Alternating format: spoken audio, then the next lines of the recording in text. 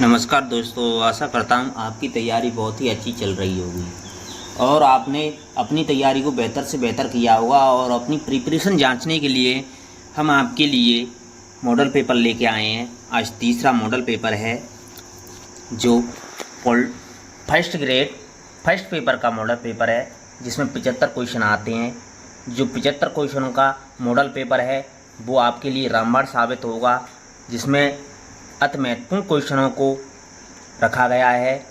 तो अपनी प्रिपरेशन जांचने के लिए आप मॉडल पेपर ज़रूर दें और अपने सामने पेन और नोटबुक सामने रखें और प्रिपरेशन करें, क्वेश्चन का जवाब लिखें, फिर उसको मिलान करें, फिर देखें कि आप कितना स्कोर कर रहे हैं।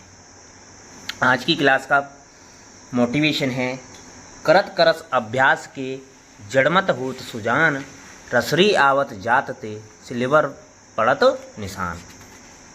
दोस्तों, जिन भाइयों ने अभी तक हमारे जीके गुरु ट्रिक्स चैनल को सब्सक्राइब नहीं किया है वो प्लीज़ चैनल को सब्सक्राइब ज़रूर करें, और जिन भाइयों ने हमारे जीके गुरु ट्रिक्स चैनल को सब्सक्राइब कर रखा है वो आपके लिए बहुत बहुत धन्यवाद। आज के मॉडल पेपर को शुरू करते हैं। आज के मॉडल पेपर का पहला प्रश्न आपकी स्क्रीन पर है।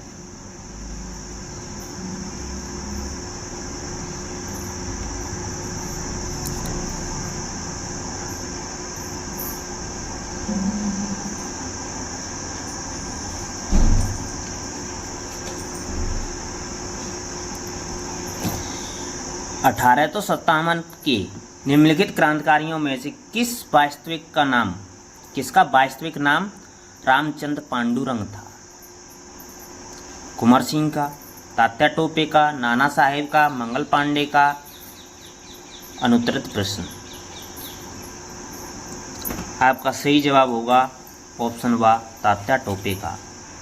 तात्या टोपे का वास्तविक नाम रामचंद्र पांडुरंग था। इनका जन्म येवला अहमदनगर महाराष्ट्र में हुआ था। ये बाजीराव पेशवा के दत्तक प्रभु नाना साहब के स्वामी भक्त सेवक थे। इन्होंने राजपूताने की जैसलमेर रियासत को छोड़ करके बाकी की सभी रियासतों में ये घूमने के लिए आए थे। आपका अगला सवाल है 1857 के विद्रोह के समय ब्रिटिश प्रधानमंत्री कौन था? चर्चिल, पामस्टन, एटली, ग्लैडस्टोन? आपका सही जवाब होगा ऑप्शन बी पामस्टन। 1857 की क्रांति के समय ब्रिटेन के पीएम लॉर्ड पामस्टन थे।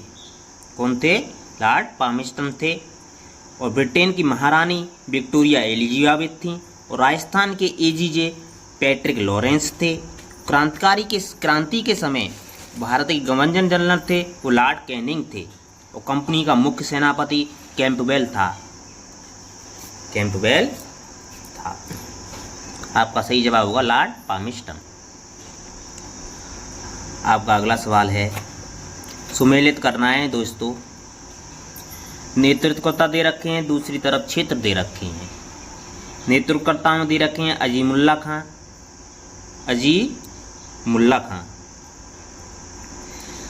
अजीमुल्ला खां हैं, वो फतेहपुर के थे, फतेहपुर क्षेत्र से थे संबंधित। तो ए का हो जाएगा 4। ए का 4 आपका दे रखा है, बी में दे रखा है, इसमें भी दे रखा है, इसमें भी दे रखा है। तो इसको पहले वाले को कट कर दो। अब मौलवी अहमद शाह हैं, वो हैं फैजाबाद के। मौलवी अहमद शाह हैं, वो फैजाबाद के हैं। तो बी में 2। अब बी में 2 किस में दे रखा है? इसमें दे रखा है दा में। तो यही आपका सही जवाब हो जाएगा, ये सभी कट हो जाएंगे। तो आपका सही जवाब हुआ ऑप्शन दा। वैसे भी मिलान कर लेते हैं। बेगम हजरत महल हैं, बेगम हजरत महल वो हैं अवध से। बेगम हजरत महल अवध। लियाकत अली इलाहाबाद से हैं। तो आपका सही जवाब हो जाएगा 4-2-3-1 ऑप्शन दा। आपका अगला सवाल है, भारतीय संविधानता आंदोलन का सरकारी इतिहासकार था? RC Majumdar, Tarachand, BD Savarkar, SN Sen? आपका सही जवाब होगा option D S N Sen. S N Sen थे वो भारतीय स्वतंत्रता आंदोलन के सहकारी इतिहासकार थे।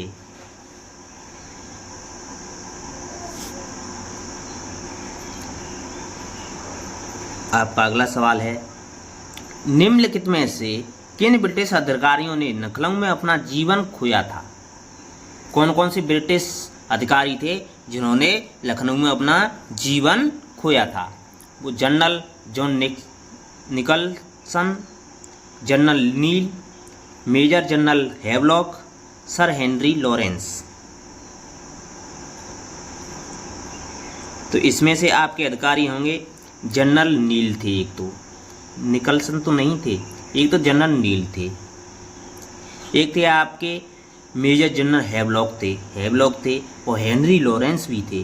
तो 2 3 4 आपके कौन से ऑप्शन में दे रखे हैं देखते हैं दोस्तों। 2 और 3 4, 2 और 3 4 दे रखे हैं आपके ऑप्शन नंबर 7 में, तो आपका सही जवाब हो जाएगा ऑप्शन नंबर 7। आपका अगला सवाल है,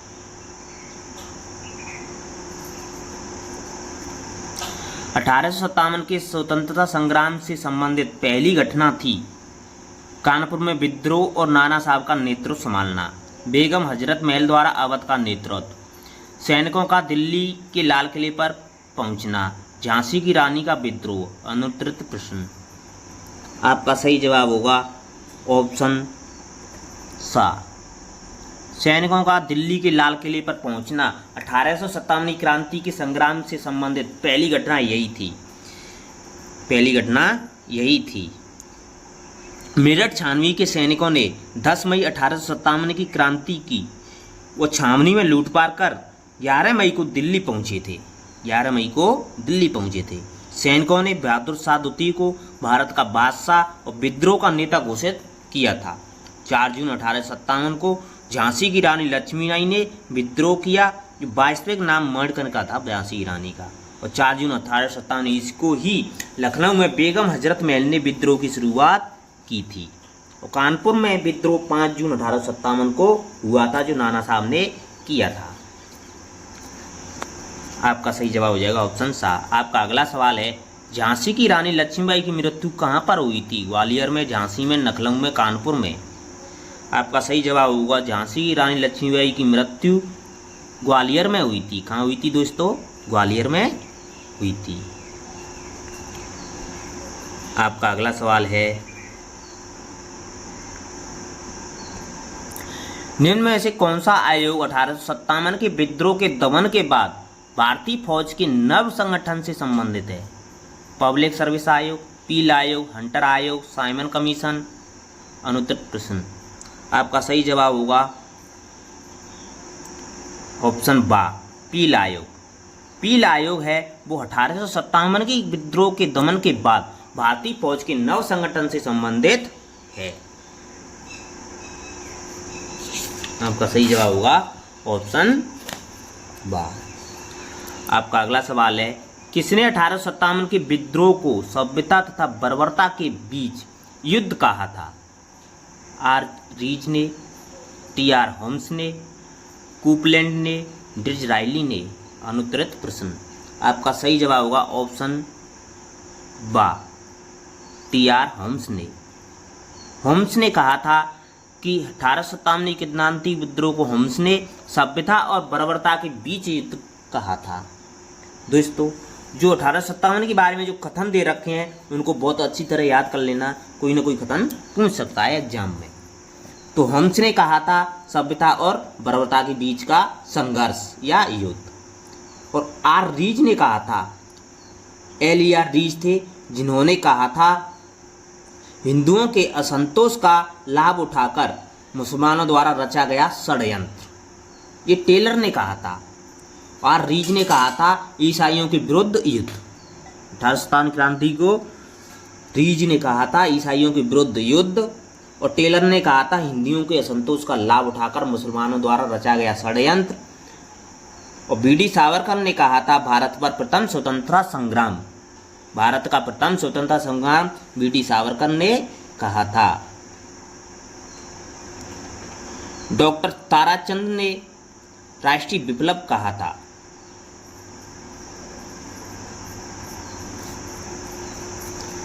आपका अगला सवाल है, जिन भाइयों ने अभी तक हमारे जीके गुरु ट्रिक्स चैनल को लाइक नहीं किया है वो प्लीज चैनल को लाइक जरूर करें।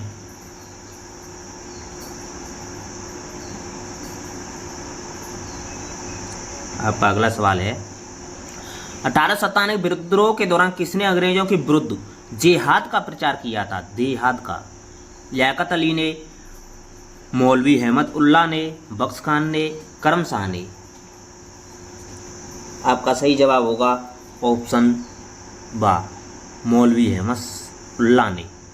मौलवी अहमद उल्ला ने 1857 क्रांति के दौरान अंग्रेजों के विरुद्ध जिहाद का नारा दिया था, जिहाद का प्रचार किया था।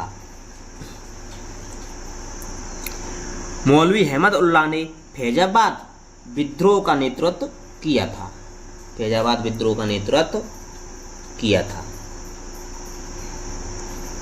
और अंग्रेजों के विरुद्ध जिहाद का नारा भी दिया था। आपका अगला सवाल है, अवध की स्थिति पर गैर सरकारी रिपोर्ट भेजी थी? विपस हेवर ने, आउड्रम ने, स्लीमैन ने, लॉरेंस ने, अनुत्तरित प्रश्न। आपका सही जवाब होगा ऑप्शन आ, विपस हेवर ने। विपस हेवर ने अवध की स्थिति पर गैर सरकारी रिपोर्ट भेजी थी, गैर सरकारी रिपोर्ट भेजी थी। आपका अगला सवाल है, 1857 के दौरान लिखित पुस्तक माझा प्रवास के लेखक कौन थे? सीताराम पांडे, विष्णुदत्त गोडसे, वाईपी नातेकर, मधुबन राय गोडसे। आपका सही जवाब होगा ऑप्शन बा, विष्णु भट्ट गोडसे। विष्णु भट्ट गोडसे ने 1857 क्रांति के दौरान माझा प्रवास नामक पुस्तक लिखी थी। माझा प्रवास है वो विष्णु भट्ट गोडसे ने लिखी थी। और बीडी सावरकर ने the Indian war of independent 1857 लिखी थी।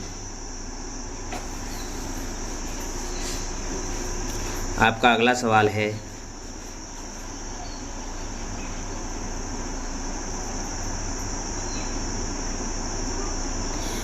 जयदयाल और मेहराब खान ने 1857 की विप्लव का नेतृत्व कहाँ किया था? नसीराबाद में, ब्यावर में, टोंक में, कोटा में। आपका सही जवाब होगा ऑप्शन द, कोटा में। जयदयाल एवं मेहराब खान ने 1857 की विप्लव का नेतृत्व कोटा में किया था। लॉर्ड डलहौजी ने किस वर्ष यह घोषणा की कि मुगल बादशाह बहादुर शाह के उत्तराधिकारियों को लाल किला खाली करना पड़ेगा?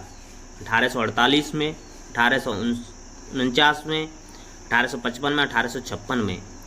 आपका सही जवाब होगा ऑप्शन बा, 1849 में।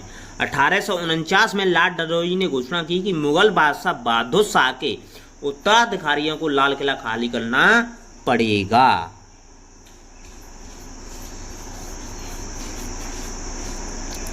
आपका अगला सवाल है,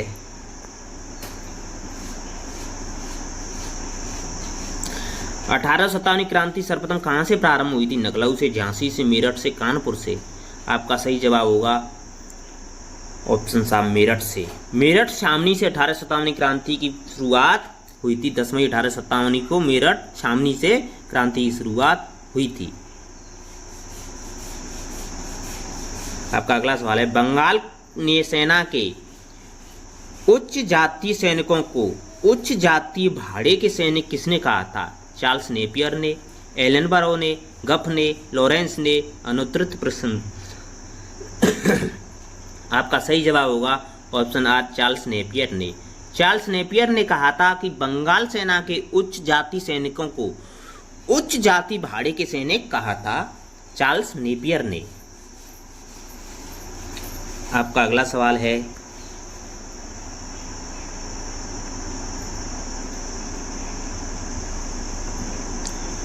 उच्च अध्ययन शिक्षा संस्थान स्थापित करने का मुख्य उद्देश्य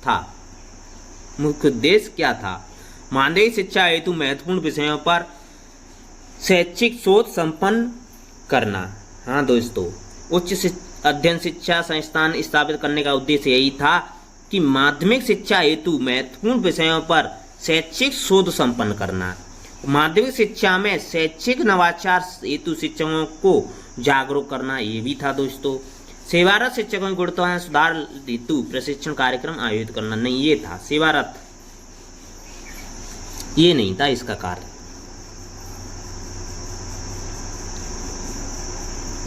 आपका सही जवाब हो जाएगा 1 और 2। 1 और 2 आपके दे रखे हैं ऑप्शन दा में, तो आपका सही जवाब होगा ऑप्शन दा। आपका अगला सवाल है IASE से संबंधित कार्य नहीं है। पूछा गया है कि IASE का कौन सा कार्य नहीं है। IASE का कौन सा कार्य नहीं है। माध्यमिक विद्यालयों और विद्यालय संस्थानों को नवाचार से अवगत कराना, ये तो है दोस्तों, पहला तो सही है।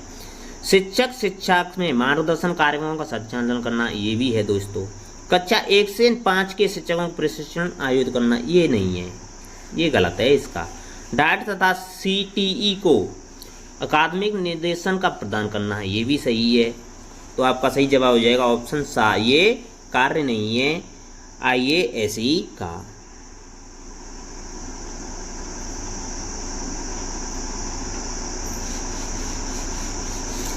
आपका अगला सवाल है किस वर्ष में राजकीय उच्च शिक्षा संस्थान अजमेर को IASE का दर्जा दिया गया था। 1988 से 1989 में, 1890, 1891 में, 1991, 1992, 1986, 1987। आपका सही जवाब होगा 1988, 1989 में राजकीय उच्च संस्थान अजमेर को IASE का दर्जा दिया गया था। IASE अजमेर राजकीय उच्च अध्ययन शिक्षण संस्थान, जिसकी स्थापना अजमेर में 1941 में की गई थी। 1957 में B.Ed स्तर के लिए क्रमोन्नत किया गया था और 1988 में M.Ed के लिए क्रमोन्नत किया गया था और 1989 में IASE के रूप में इसे मान्यता प्रदान की गई थी। तो आपका सही जवाब होगा 1988-89। आपका अगला सवाल है राज्य के पहले IASE की स्थापना किस वर्ष की गई थी। 1988, 1989, 1985, 1987। तो आपका सही जवाब होगा ऑप्शन बा, 1989 में।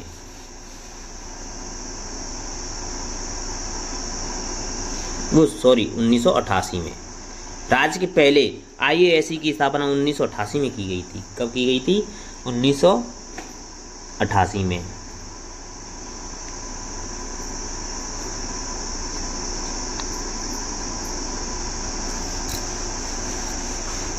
आपका अगला सवाल है IASE का पूरा नाम क्या है। IASE का पूरा नाम क्या है? Institute of advance studies in education, institute for advance story in education, institute for academic study in education, institute for advance studies in education. अनुत्तरित प्रश्न। आपका सही जवाब होगा ऑप्शन आ, institute for advance studies in education. Institute of advance studies in education IASE का पूर्ण नाम था राजकीय उच्च अध्ययन शिक्षण संस्थान।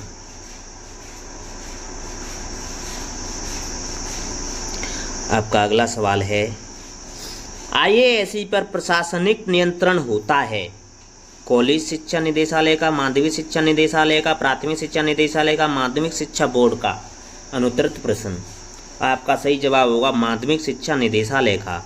IASE पर प्रशासनिक नियंत्रण होता है वो IASE का होता है। IASE पर अकादमिक नियंत्रण होता है कॉलेज शिक्षा का होता है। अकादमिक नियंत्रण होता है कॉलेज शिक्षा का होता है और प्रशासनिक नियंत्रण होता है माध्यमिक शिक्षा निदेशालय का होता है। तो आपका सही जवाब होगा ऑप्शन बा। आपका अगला सवाल है राजस्थान के किन दो जिलों में IASE स्थित है।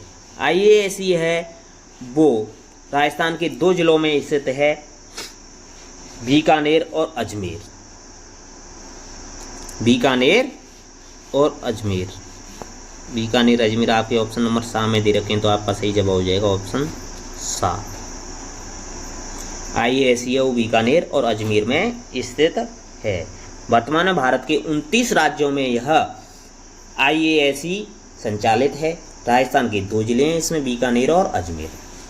अगला सवाल है, निम्न में से किन सेवारत अध्यापकों को उच्च अध्ययन शिक्षा संस्थान IASE प्रशिक्षण प्रदान करता है? वरिष्ठ अध्यापक अथवा तृतीय अध्यापक, शाला व्याख्याता अथवा तृतीय श्रेणी अध्यापक, स्कूल व्याख्याता, वरिष्ठ अध्यापक, प्रधानाध्यापक, द्वितीय श्रेणी अध्यापक, उच्च प्राथमिक विद्यालयों के अध्यापक। अनुत्तरित प्रश्न, आपका सही जवाब होगा ऑप्शन सा, व्याख्याता, स्कूल व्याख्याता, वरिष्ठ अध्यापक और प्रधानाध्यापकों में सेवारत अध्यापकों को उच्च अध्ययन शिक्षा संस्थान प्रशिक्षण प्रदान करता है। आपका सही जवाब ऑप्शन सा। आपका अगला सवाल है, IASE में कुल अकादमिक विभाग हैं 7, 9, 12, 6। आपका सही जवाब होगा ऑप्शन आ 7। IASE में कुल 7 विभाग हैं। अकादमिक विभाग कितने हैं? 7 अकादमिक विभाग हैं और 1 प्रशासनिक विभाग है। IASE में 7 अकादमिक विभाग हैं, 1 प्रशासनिक विभाग है। अगला सवाल है, IASE की किस विभाग द्वारा व्यावसायिक एवं पर्यावरण शिक्षा का कार्य संपन्न किया जाता है? शोध प्रभाग द्वारा, योजना प्रभाग द्वारा, विशिष्ट शिक्षा प्रभाग द्वारा, शैक्षिक आधार प्रभाग द्वारा। अनुत्तरित प्रश्न, आपका सही जवाब होगा ऑप्शन सा, विशिष्ट शिक्षा प्रभाग द्वारा। विशिष्ट शिक्षा विभाग द्वारा व्यावसायिक एवं पर्यावरण शिक्षा का कार्य संपन्न किया जाता है।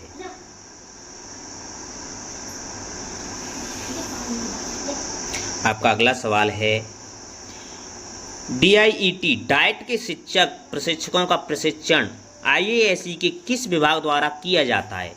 शैक्षिक आधार प्रभाग विभाग द्वारा, प्राथमिक शिक्षा प्रभाग द्वारा, शैक्षिक प्रौद्योगिकी विभाग द्वारा, कोई नहीं। अनुत्तरित प्रश्न, आपका सही जवाब होगा ऑप्शन बा, प्राथमिक शिक्षा विभाग द्वारा। प्राथमिक शिक्षा विभाग द्वारा जो डाइट है, डाइट के शिक्षकों प्रशिक्षकों का प्रशिक्षण IASE के विभाग प्राथमिक शिक्षा विभाग द्वारा किया जाता है। आपका सही जवाब हो जाएगा ऑप्शन बा। आपका अगला सवाल है, जिन भाइयों ने अभी तक हमारे GK गुरु टिप्स चैनल को लाइक नहीं किया है वो प्लीज़ चैनल को लाइक जरूर करें। IASE में उप प्राचार्य का पद होता है संयुक्त निदेशक के समकक्ष, निदेशक के समकक्ष, उप निदेशक के समकक्ष, जिला शिक्षा अधिकारी के समकक्ष। अनुत्तरित प्रश्न, आपका सही जवाब होगा ऑप्शन सा, उप निदेशक के समकक्ष। उप निदेशक के समकक्ष IASE के उप प्राचार्य का पद होता है। जो प्राचार्य होता है उसका पद होता है वो संयुक्त निदेशक के समकक्ष होता है। उप प्राचार्य होता है वो उप निदेशक के समकक्ष होता है।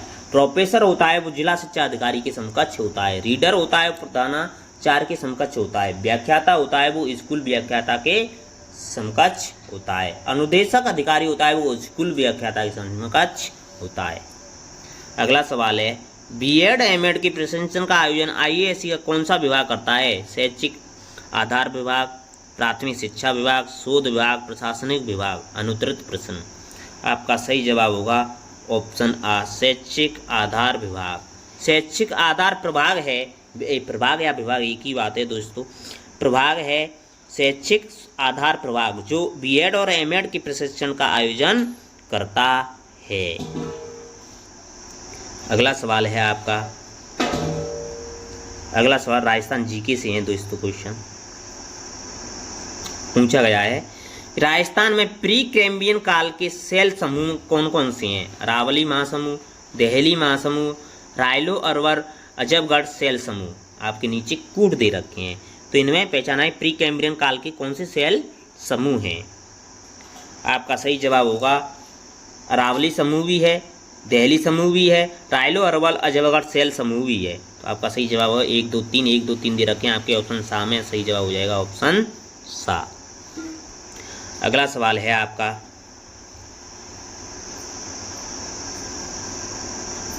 पश्चिमी राजस्थान में विंध्य महासमूह के समकालीन शैलों का निच्छेदन 2 पृथक बेसिन में हुआ है, जिनमें शामिल है Nagaur basin, Ajaygarh basin. Nagaur Birmania basin, Bhilwara super समूह, रंधा समूह। कोई नहीं, अनुत्तरित प्रश्न। आपका सही जवाब होगा नागौर और बिरमानिया बेसिन। नागौर और बिरमानिया बेसिन इसमें शामिल हैं, तो ऑप्शन वाह। आपका अगला सवाल है, बाप बोल्डर, सवाल दे रखा है कि बाप बोल्डर बेड के संदर्भ में सही है। बाप बोल्डर बेड के संदर्भ में कथन दे रखे हैं दोस्तों, उनमें से देखना है कि कौन से कथन सही हैं। सही कथन को पहचान करना है और नीचे कूट दे रखे हैं कि यह पुराजीवी महाकल्प के पर्मियन कार्बोनिफेरस युग से संबंधित है। हाँ दोस्तों, ये तो सही है। यह फलौदी के बाप गांव के आसपास हिमवाहित रूप हैं, ये भी सही है। बाप गोलाश्म संस्तर के अंतर्गत गोलाकार एवं अर्धगोलाकार रूप के गोलाश्म बिटिया गठिया आदि बहुतायत में पाए जाते हैं, ये भी सही है दोस्तों। तो आपका सही जवाब हो जाएगा 1 2 और 3। 1 2 और 3 आपके कौन से ऑप्शन में दे रखे हैं दोस्तों, देखते हैं। आपके 1 2 और 3 दे रखे हैं ऑप्शन सा में, तो आपका सही जवाब हो जाएगा ऑप्शन सा। अगला सवाल है आपका, उत्तर पश्चिम मरुस्थल प्रदेश के संदर्भ में कथनों को पहचानें और असत्य कथन का चयन करें। उत्तर पश्चिम मरुस्थल क्षेत्र के बारे में कथन दे रखे हैं, उनमें से देखना ही कौन सा कथन असत्य है, उसको पहचानना है। असत्य कथन को पहचानना है। तो यह एक बृहद रेतीला मैदान है जिसका संपूर्ण विस्तार लगभग 1,75,000 वर्ग किलोमीटर है। हाँ दोस्तों, ये सही है। इस प्रदेश में पर्मियन कार्बोनिफेरस काल के समुद्र का विस्तार है, ये भी सही है। दो भी सही है। इस प्रदेश का सामान्य ढाल पूर्व से पश्चिम तथा उत्तर से दक्षिण में, ये भी सही है। तीनों ही सही है दोस्तों, इसमें तो एक भी कथन असत्य नहीं है। तो आपके कूट दे रखे हैं, कूट में दे सकते हैं तीनों ही सत्य हैं, एक भी असत्य नहीं है, तो कोई नहीं। तो ऑप्शन दा सही जवाब हो जाएगा, ऑप्शन दा। थार के मरुस्थल का विस्तार 2 देशों में है, भारत और पाकिस्तान। भारत के 4 राज्यों में है, पंजाब, हरियाणा, गुजरात, राजस्थान। थार का मरुस्थल विश्व का सबसे बड़ा युवा मरुस्थल, सबसे बड़ा मरुस्थल है। थार का मरुस्थल धनी मरुस्थल है, सर्वाधिक आबादी और जैव विविधता वाला मरुस्थल है। सर्वाधिक जैव विविधता पाई जाती है उस थार के मरुस्थल में ही पाई जाती है, जिसका क्षेत्रफल दे रखा है 1,75,000 वर्ग किलोमीटर है। राजस्थान के कुल क्षेत्रफल में 61.11% भाग पर उत्तर पश्चिम मरुस्थलीय प्रदेश है। उत्तर पश्चिमी मरुस्थलीय प्रसिद्ध। आपका अगला सवाल है, उच्चावच की दृष्टि से मरुस्थलीय प्रदेश उप प्रदेश नहीं है। अर्धशुष्क प्रदेश, लघु मरुस्थल, महान मरुस्थल, नागौर मरुस्थल, अनुत्तरित प्रश्न। आपका सही जवाब होगा नागौर मरुस्थल है, वो उच्चावच की दृष्टि से मरुस्थलीय प्रदेश का उप प्रदेश नहीं है। उप प्रदेश में अर्धशुष्क प्रदेश आते हैं, लघु मरुस्थल आ जाता है, महान मरुस्थल आ जाता है।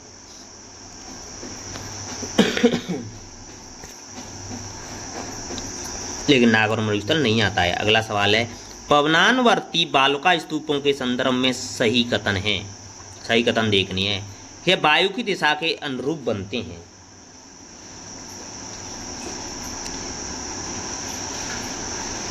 जैसलमेर के दक्षिण पश्चिम में और जोधपुर और जैसलमेर में विस्तृत हैं, ये भी सही है। ए और बी दोनों सही हैं, तो आपका सही जवाब हो जाएगा अ और बा दोनों ही सही हैं, ऑप्शन सा। इन्हें अनुप्रस्थ बाल का स्तूप भी कहते हैं, नहीं ये गलत है लास्ट का। तो आपका सही जवाब हो जाएगा ऑप्शन सा। आपका अगला सवाल है,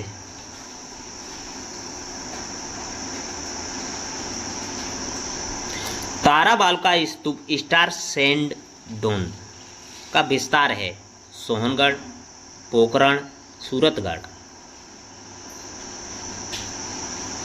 आपका सही जवाब होगा सोहनगढ़ में भी है, पोखरण में भी है, सूरतगढ़ में भी है, उपरोक्त तीनों। तो 1, 2, 3 आपके ऑप्शन था।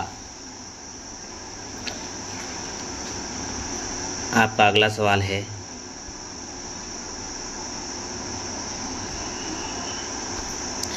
मरुस्थलीय प्रदेश में शामिल नहीं है। कौन है वो मरुस्थलीय प्रदेश में शामिल नहीं है, उसको पहचानना है।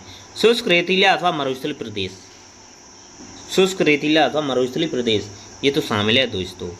घग्गर बेसिन ये भी मरुस्थलीय प्रदेश में आता है। लूनी जवाई बेसिन ये भी मरुस्थलीय प्रदेश में। माही बेसिन, ये माही बेसिन मरुस्थलीय प्रदेश में नहीं आता है। तो आपका सही जवाब हो जाएगा ऑप्शन द, ऑप्शन द। अगला सवाल है, निम्नलिखित में से कौन सा एक मध्य अरावली का भाग नहीं है। मध्य अरावली की चोटियां दे रखी हैं दोस्तों, देखिए कौन सी है जो मध्य अरावली की चोटी नहीं है। तारागढ़ अजमेर में मध्य अरावली की, नागपाड़ अजमेर में मध्य पहाड़ी की, चित्तौड़गढ़ अजमेर में भी है जो भी मध्य अरावली की पहाड़ी है। रघुनाथगढ़ ये मध्य अरावली की नहीं है, रघुनाथगढ़ सीकर में है, ये उत्तरी अरावली की है। किसकी है? उत्तरी अरावली की चोटी है। तो आपका इसमें पूछा है मध्य अरावली का भाग नहीं है, वो है रघुनाथगढ़, ऑप्शन द। अगला सवाल है आपका, अरावली की चोटी दे रखी है, दक्षिणी अरावली में शामिल हैं। दक्षिणी अरावली में शामिल हैं और नीचे कूट दे रखे हैं, उनको पहचानना है। दक्षिणी अरावली में कौन कौन आते हैं? तो दक्षिणी अरावली में पहचान करना है दोस्तों, नागपानी, नागपानी, नागपानी है वो दक्षिणी अरावली में आती है।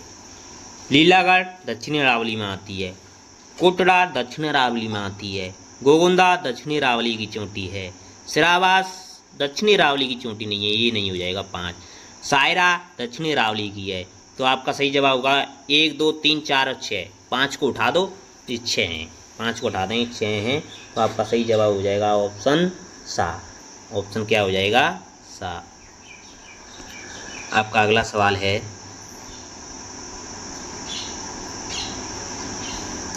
जयसवंत झील के पूर्व में विच्छेदित एवं अपर्दित पठार कौन सा है? आहू का पठार, उड़िया का पठार, भौराट का पठार, लसाड़िया का पठार, अनुत्तरित प्रश्न। आपको सही जवाब हुआ लसाड़िया का पठार, ऑप्शन द। लसाड़िया का पठार है वो जयसवंत झील के पूर्व में अवस्थित है। लसाड़िया का पठार, जिसे लसानिया का पठार भी कह सकते हैं, जो जयसवंत झील के पूर्व में कटापठा पठार है। ये कटापठा पठार है, राजस्थान का सबसे ऊंचा पठार है।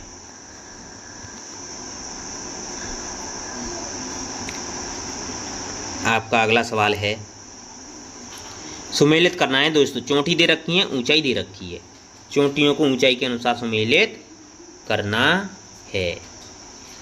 तो रघुनाथगढ़ है वो 873 मीटर ऊंचाई है इसकी। तो ए का हो जाएगा 4, ए का 4 आपके 3 में दे रखे हैं, तो ये तो कटे ही हो जाएगा। वो तारागढ़ है वो 873 है दोस्तों, मैंने पहले रघुनाथगढ़ कह दिया था। तारागढ़ है वो 873 मीटर है। तो ए का 4 अभी 3 में दे रखा है, ब में, सा में और दा में भी। और रघुनाथगढ़ है वो 938 मीटर ऊंची है। रघुनाथगढ़ 938 मीटर है, तो बी का हो जाएगा 2। और बी का 2 किस में है? ऑप्शन दा में। तो आपका सही जवाब हो जाएगा ऑप्शन दा। वैसे भी देख लेते हैं। सज्जनगढ़ की ऊंचाई है वह 920 मीटर। तो सी का 3 हो जाएगा। सी का क्या हो जाएगा? 3 हो जाएगा।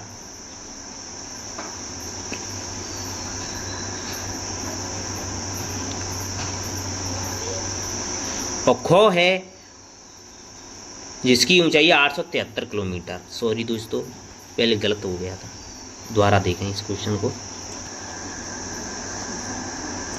सुमेलित करना है, पहले गलत हो गया था, सॉरी, दोबारा देखें। तारागढ़ है जिसकी ऊंचाई है 1055 कितनी है? 1055 मीटर है। तो 1055 मीटर सामने ही दे रखी है। 1055 मीटर तारागढ़ की ऊंचाई है। तारागढ़ की कितनी ऊंचाई है? 1055 मीटर।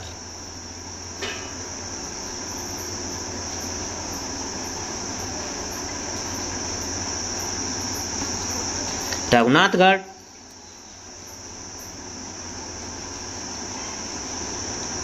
नौ सौ 938।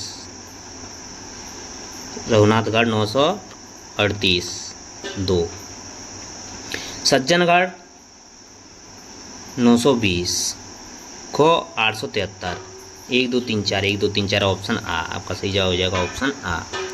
अगला सवाल है आपका,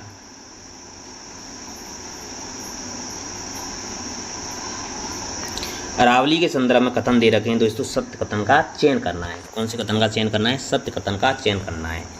अरावली पर्वत श्रेणियां सदैव से पूर्ववर्ती और मध्यम मरुस्थलीय विस्तार है। हाँ दोस्तों, अरावली पर्वत श्रेणियां सदैव से पूर्ववर्ती और मरुस्थलीय विस्तार में आती हैं। हाँ दोस्तों, ये भी सही है। अरावली से राजस्थान की अधिकांश नदियों का उद्गम होता है। ये भी सही है। अरावली पर्वत एक प्रमुख जल विभाजक रेखा है। ये भी सही है। तो तीनों ही सही है। तो आपका सही जवाब होगा ऑप्शन सा। ऑप्शन सा। आपका अगला सवाल है, साइंस के क्वेश्चन आ गए हैं। जब लेड नाइट्रेट को गर्म किया जाता है तो वह लेड मोनोऑक्साइड, नाइट्रोजन डाइऑक्साइड और ऑक्सीजन में विखंडित हो जाता है। यह अभिक्रिया है। तो विस्थापन अभिक्रिया, वियोजन अभिक्रिया, संयोजन अभिक्रिया, विस्थापन अभिक्रिया। अनुत्तरित प्रश्न। आपका सही जवाब होगा ऑप्शन व वियोजन अभिक्रिया। यह वियोजन अभिक्रिया है। आपका अगला सवाल है, निम्नलिखित में से रासायनिक समीकरण को संतुलित करने पर BaCl2 Al2SO4 का होल थ्राइस BaSO4 तथा AlCl3 के गुणांक क्रमशः क्या हैं? इनके गुणांक पूछे गए हैं। गुणांक क्रमशः क्या हैं? गुणांक बताने हैं। तो इसके गुणांक होंगे साहब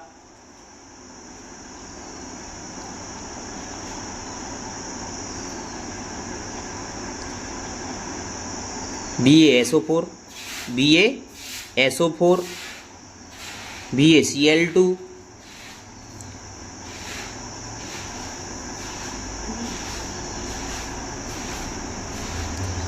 AlCl3 और Al2SO4 का होल थ्राइस।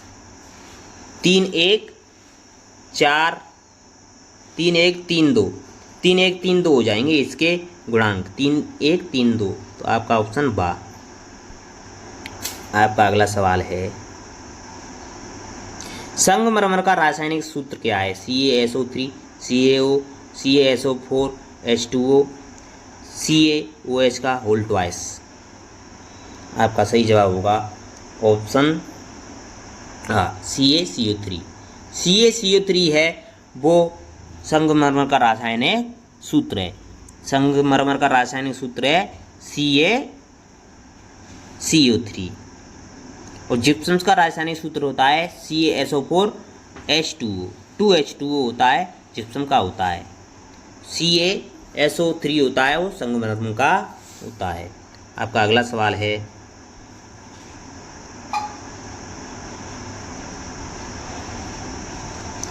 मैग्नीशियम रिबन को वायु में जलाने से क्या होता है? मैग्नीशियम रिबन के बारे में कथन दे रखे हैं कि वायु में जलाने पर क्या होता है? मैग्नीशियम का अपचयन होता है? नहीं, उपचयन होता है। मैग्नीशियम उपचयित हो जाती है। हाँ, तो ये तो सही है। मैग्नीशियम ऑक्साइड का श्वेत पदार्थ बन जाता है। ये भी सही है। यह रेडॉक्स अभिक्रिया का उदाहरण नहीं, यह रेडॉक्स अभिक्रिया का उदाहरण नहीं है। तो आपका हो जाएगा 2 और 3, 2 और 3 दे रखे हैं, ऑप्शन बा। सही जवाब होगा ऑप्शन बा। आपका अगला सवाल है, इन वसा युक्त खाद्य पदार्थ को लंबे समय तक रखने पर उसका स्वाद व गंध बदल जाती है, क्यों? उपचयन होने के कारण, अपचयन होने के कारण, निर्जलीकरण होने के कारण, विहाइड्रोजनीक होने के कारण। तो आपका सही जवाब होगा ऑप्शन उपचयन होने के कारण, ऑप्शन आ। वसा युक्त खाद्य पदार्थ को लंबे समय तक रखने पर उसका स्वाद एवं गंध बदल जाती है, क्योंकि उसका उपचयन हो जाता है। आपका ऑप्शन आ। आपका अगला सवाल है, यहाँ से दोस्तों हिंदी के क्वेश्चन आ गए हैं। किस विकल्प में सही संधि विच्छेद किया गया है? सही संधि विच्छेद देखना है। सही संधि विच्छेद किया गया है। षड प्लस दर्शन, षडसन। सदाचार, सदा प्लस आचार। बागम्य, बाग प्लस मय। जन्म, जगन माता, जगत प्लस माता। अनुत्तरित प्रश्न। तो आपका सही संधि विच्छेद दे रखा है ऑप्शन आ में, षट प्लस दर्शन, षडानंद। षट प्लस दर्शन, षट दर्शन, ये सही दे रखा है। आपका अगला सवाल है, किस विकल्प में सही संधि नहीं है? सही संधि नहीं है उसको पहचाने। सम प्लस क्या? संख्या। मृत्युम प्लस जय, मृत्युंजय। किम प्लस चित, किंचित। किम प्लस नर, किन्नर। इसमें सही संधि नहीं है उसको पहचानना है। तो आपका सही जवाब किम प्लस चित, ये किंचित, ये सही संधि नहीं है। तो ऑप्शन बा हो जाएगा आपका सही जवाब, ऑप्शन बा।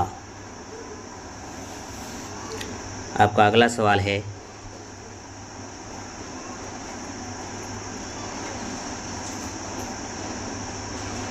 किस विकल्प में शब्द का सही संधि विच्छेद नहीं है? नहीं पूछा है शब्द का। शरत चंद्र, शरत प्लस चंद्र। यावत जीवन, यावत प्लस जीवन। टट्टिका, तत् प्लस टीका। उज्ज्वल, उत प्लस ज्वल। अनुत्तरित प्रश्न। आपका सही जवाब होगा ऑप्शन सा, टट्टिका। टट्टिका है उसका सही संधि विच्छेद नहीं है। टट्टिका संधि विच्छेद तत् प्लस टीका। तद नहीं होता है, क्या होता है? तट होता है, तत् होता है, तत् तत् तत् आएगा दोनों में। तो आपका सही इसमें पूछा है सही संधि विच्छेद सा। किस शब्द का संधि विच्छेद अशुद्ध है? उडयन, उत प्लस उड़न। उद्धार, उत प्लस धार। तल्लीन, तत् प्लस लीन। उच्छ्वास, उत प्लस श्वास। अनुत्तरित प्रश्न। आपका सही जवाब होगा ऑप्शन बा, उद्धार का उत प्लस धार नहीं होगा। उद्धार का सही संधि विच्छेद होगा उत प्लस हार। उत प्लस हार होगा, यहाँ क्या होगा? उत प्लस हार, उत प्लस हार। तो यही आपका अशुद्ध हो जाएगा, ऑप्शन बा। अगला सवाल है आपका, इनमें से किस विकल्प में संधि विच्छेद सही है? परिच्छेद, पर्य प्लस छेद। अनुसंग, अनु प्लस संग। नारायण, नर प्लस अयन, नारायण। संसत्य सदस्य, संसद प्लस सदस्य। सॉरी। आपका सही जवाब होगा इसमें ऑप्शन था, संसद सदस्य का संधि विच्छेद सही नहीं है।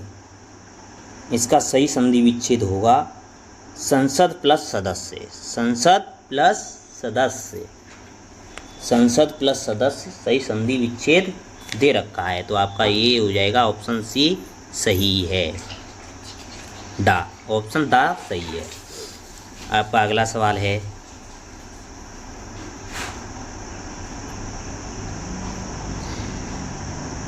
यहाँ से पॉलिटिकल के क्वेश्चन आ गए हैं। तो इसको अध्यक्षात्मक कार्यपालिका के संदर्भ में सत्य कथन देखने हैं कि अध्यक्षात्मक कार्यपालिका के संदर्भ में कौन कौन से कथन है वो सत्य हैं, वो देखने हैं। यह विधायिका के समर्थन पर निर्भर है। नहीं दोस्तों, यह विधायिका के समर्थन पर निर्भर नहीं है। यह विधायिका के समर्थन पर निर्भर नहीं है। हाँ दोस्तों, ऑप्शन वाह, ये सही हो जाएगा। जब तक होती है तब तक विश्वास मत होता है। नहीं, ये भी नहीं है। आपका सही जवाब हो जाएगा ऑप्शन बा, ऑप्शन बा। अगला सवाल है, भारत में संसदीय व्यवस्था की विशेषता है। संसदीय व्यवस्था की विशेषता दे रखी, विधायिका व कार्यपालिका के मध्य सामंजस्य, निरंकुशता पर प्रतिषेध, व्यापक प्रतिनिधित्व, उपरोक्त सभी। तो आपका सही जवाब हो जाएगा ऑप्शन दा, उपरोक्त सभी। संसदीय व्यवस्था की विशेषताएं, विधायिका और कार्यपालिका के मध्य सामंजस्य, निर्मुक्ता प्रतिरोध, व्यापक प्रतिनिधित्व, उपरोक्त सभी। ऑप्शन द आपका सही जवाब हो जाएगा, ऑप्शन द। अगला सवाल है आपका, जिन भाइयों ने अभी तक हमारे जीके गुरु टेक्स्ट चैनल को लाइक नहीं किया है वो प्लीज़ चैनल को लाइक जरूर करें। भारतीय संसदीय कार्यपालिका के संदर्भ में सत्य कथन देखनी है। कौन कौन से सत्य कथन हैं? तो राष्ट्रपति देश का मुखिया होता है जो नाम मात्र की कार्यपालिका के नाम से जाना जाता है। प्रधानमंत्री सरकार का मुखिया होता है जो वास्तविक कार्यपालिका के नाम से जाना जाता है। नीचे आपके कूट दे रखे हैं, तो आपका सही जवाब होगा, पहला भी सही है, दूसरा भी सही है कि राष्ट्रपति देश का मुखिया होता है, नाम मात्र की कार्यपालिका होती है। प्रधानमंत्री सरकार का मुखिया होता है, वास्तविक कार्यपालिका का प्रमुख होता है। तो 1 और 2 दोनों सही हैं, तो आपके दे रखे हैं ऑप्शन ए में 1 और 2 सही हैं। अगला सवाल है आपका, कार्यपालिका में शामिल हैं, कार्यपालिका में कौन शामिल है? राष्ट्रपति, प्रधानमंत्री, मंत्रिपरिषद, उपरोक्त सभी, अनुत्तरित प्रश्न। आपका सही जवाब होगा ऑप्शन द, उपरोक्त सभी। कार्यपालिका में राष्ट्रपति होता है, प्रधानमंत्री होता है, मंत्रिपरिषद होता है, ये सभी शामिल हैं, तो आपका सही जवाब हो जाएगा ऑप्शन द। आपका अगला सवाल है, मंत्रिपरिषद कैसी कार्यपालिका में शामिल है? स्थायी कार्यपालिका में, राजनीतिक कार्यपालिका में, अस्थायी कार्यपालिका में, बी और सी दोनों। अनुत्तरित प्रश्न। आपका सही जवाब होगा ऑप्शन द, बी और सी दोनों। मंत्रिपरिषद है वो राजनीतिक कार्यपालिका में भी शामिल होती है और अस्थायी कार्यपालिका में शामिल होती है, बी और सी। आपका सही जवाब हो जाएगा ऑप्शन द, ऑप्शन द। अगला सवाल है, यदि कूट भाषा में ए को 1 लिखा जाता है तो LATE को लिखा जाता है 38, तो उसी कूट भाषा में REBUT को किस प्रकार लिखा जाएगा? तो इसमें दे रखे हैं दोस्तों सभी के नंबरिंग दे रखी है, नंबरिंग को ऐड किया गया है, सभी को ऐड किया गया है। तो R का होता है 18, E का 5, B का 2, E का 5, B का 2, U का 21, T का 20, इन सबको जोड़ देंगे एक साथ जोड़ देंगे तो आ जाएगा 66। आपका सही जवाब हो जाएगा ऑप्शन सा। आपका अगला सवाल है, रीजनिंग की क्वेश्चन है दोस्तों, यदि ये कूट भाषा में TAP लिखा जाता है 14, तो उसी कूट भाषा में MAP को किस प्रकार लिखा जाएगा? TAP को क्या लिख रहा है दोस्तों 14, तो MAP को क्या लिखा जाएगा? और TAP को 14 किस प्रकार लिख रहा है? T का होता है 20, A का होता है 1, P का होता है 16। अब 20, 1, 16 इसको लिख रहा है 20 को कर रहा है ये ऐसे अलग अलग अंकों को जोड़ रहा है, 1 जोड़ दिया प्लस 16, 1 प्लस 6, ऐसे इन सब को जोड़ दिया तो क्या आ गया? क्या आ गया दोस्तों? 7 आ गया। क्या आ गया?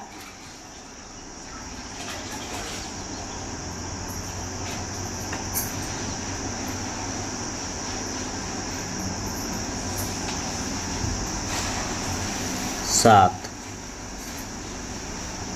नहीं दोस्तों, एक बात फिर देखो, इन सब के अंकों को अलग अलग करके जोड़ दिया, 20 प्लस 0 प्लस 1 कितना हो गया?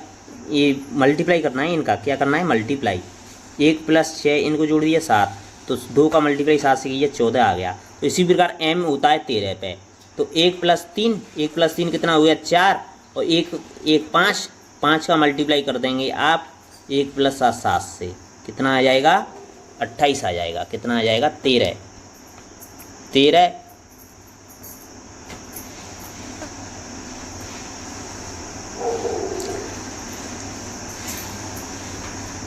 आपका सही जवाब हो जाएगा ऑप्शन द।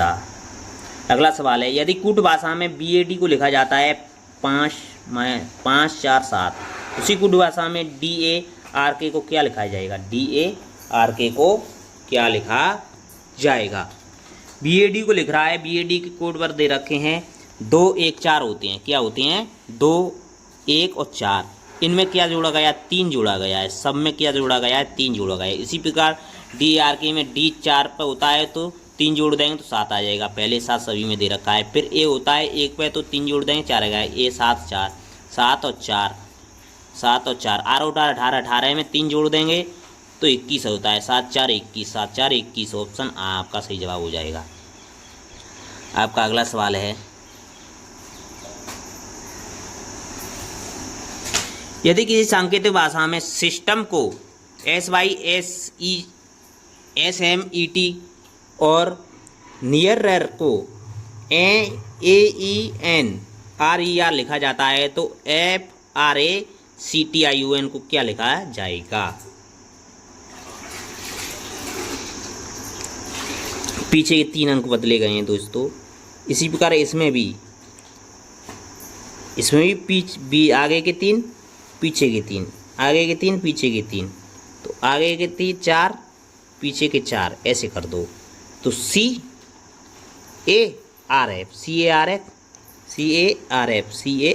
इन दोनों में दे रखा है CARF। फिर आता है NOIT ऑप्शन आ।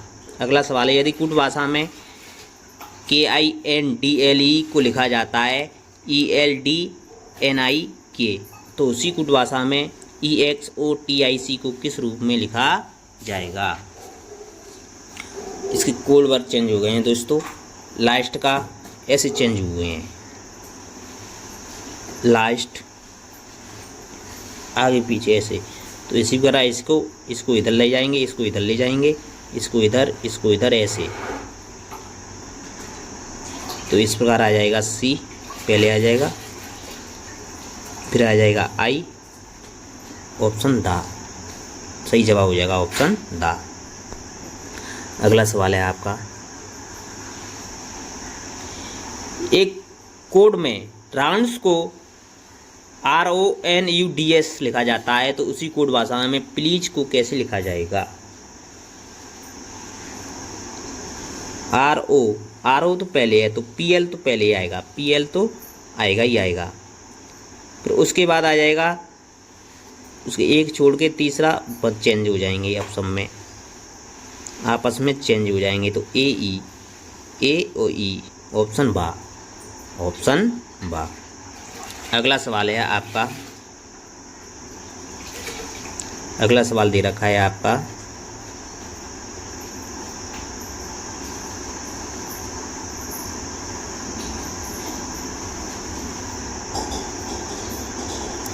किसी निश्चित कूट भाषा में DEAF को लिखा जाता है इतना,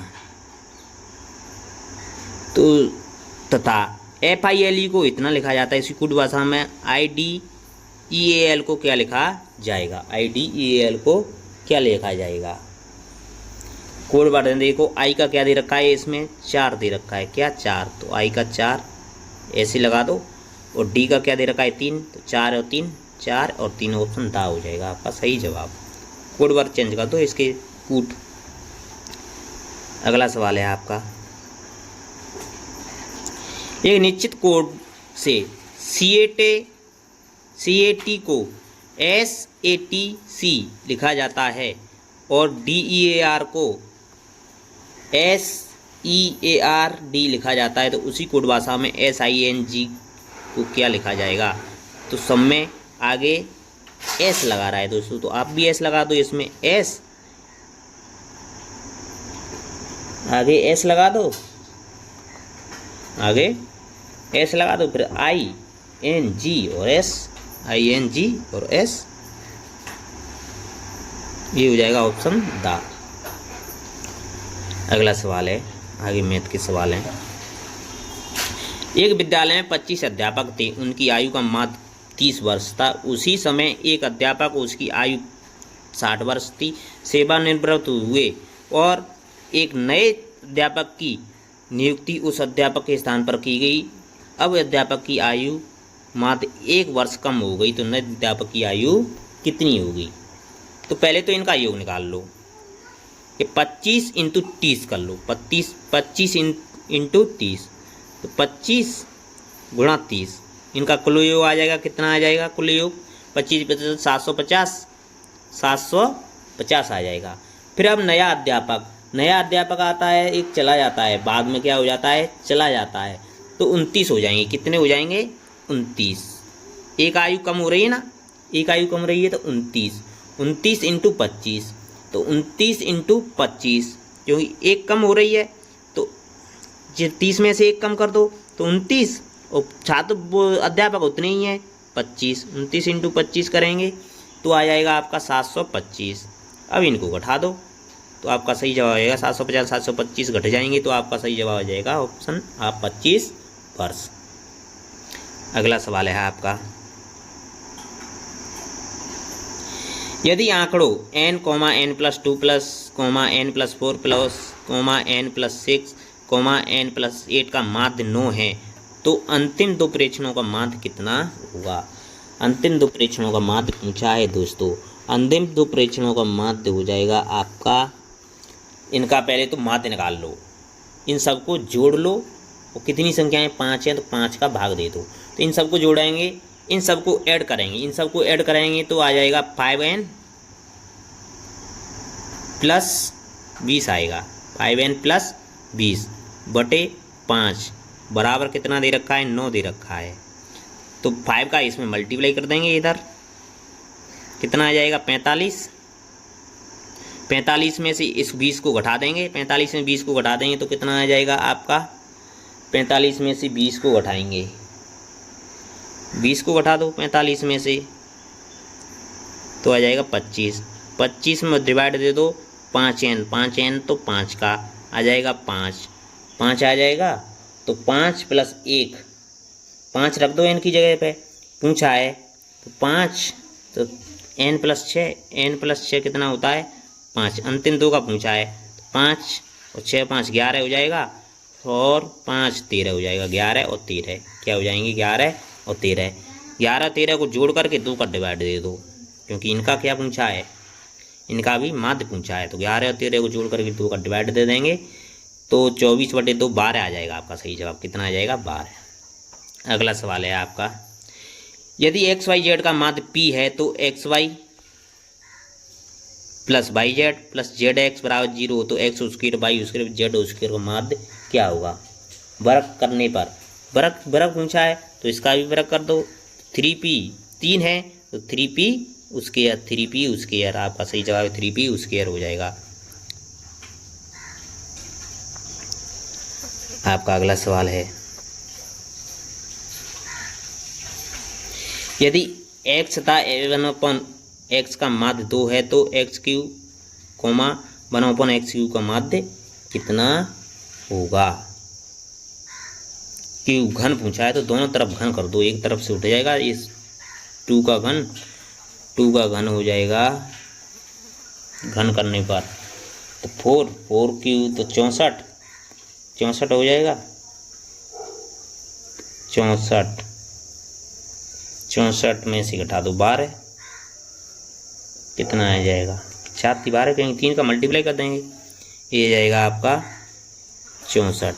4 का वर्ग 64 हो जाएगा, क्योंकि 4 माध्य दे रखा है ये तो ये 4 हो जाएगा। 4 चौक 4 को 3 का क्यू का घन करेंगे तो 64 आएगा। 64 फिर 4 × 12 घटा दो इसमें से तो आपका सही जवाब हो जाएगा 12 घटा देंगे 52 में 2 का भाग दे देंगे 26 सही जवाब। अगला सवाल है आपका, निम्न बंटन का माध्य ज्ञात करना है। दोस्तों बंटन दे रखा है, उसका क्या करना है माध्य। x और f है, मन दे रखा है, माध्य निकालने का समांतर माध्य होता है sigma fi xi upon sigma fi, ये होता है इसका माध्य निकालने का फॉर्मूला। तो इन सबको जोड़ लेंगे और जो जितनी संख्याएं हैं उन सबको इनको नीचे वालियों को जोड़ लेंगे और डिवाइड दे देंगे, आपका सही जवाब हो जाएगा 124 से डिवाइड हो जाएगा तो आपका सही जवाब हो जाएगा ऑप्शन बा 741। अगला सवाल है आपका, यहाँ से इंग्लिश के सवाल आ गए दोस्तों। अनलेस ही खाली जगह the work to my satisfaction I shall not pay him for it had done did not do has done will doing. अनुत्तरित प्रश्न, जब आपका एक क्लोज फ्यूचर में दे रखा है, यदि फ्यूचर सेल नॉट दे रखा है, फ्यूचर में दे रखा है तो दूसरा भी किस में हो जाएगा फ्यूचर में ही बनेगा, फ्यूचर में ही बनेगा फ्यूचर में नहीं बनेगा, पास्ट नेगेटिव में बनेगा। पास्ट नेगेटिव में क्या हो जाएगा, सिंपल पास्ट में did be.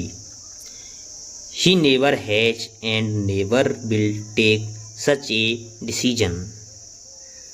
He never has taken and never will take such a decision. He never is had never will take such a decision. He never and will never take such a decision. He never take and will take such a decision. अनुत्तरित प्रश्न, आपका सही जवाब होगा option आ। Option आ। Correct sentence को देखना है दोस्तों, करेक्ट सेंटेंस ऑप्शन आ। अगला सवाल है आपका, आई खाली जगह एम नेक्स्ट मंथ। अब नेक्स्ट मंथ आ गया, नेक्स्ट मंथ आ गया तो नेक्स्ट आ गया तो आपकी सेल विल आ जाएगा first form. Shall will first form क्या आ जाएगा, आई के साथ आ जाएगा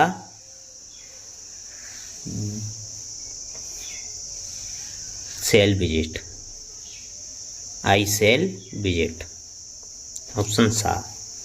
अगला सवाल है, at this time tomorrow be खाली जगह ये फिल्म। अब टुमारो आ गया, क्या आ गया, टुमारो आ गया तो आपकी कौन सी फॉर्म आएगी दोस्तों, सेक आईएनजी आएगी। फर्स्ट फॉर्म में क्या आ जाएगी, ING future continuous. Future continuous में आईएनजी आ जाएगी तो आपका सही जवाब हो जाएगा बी के साथ सेल विल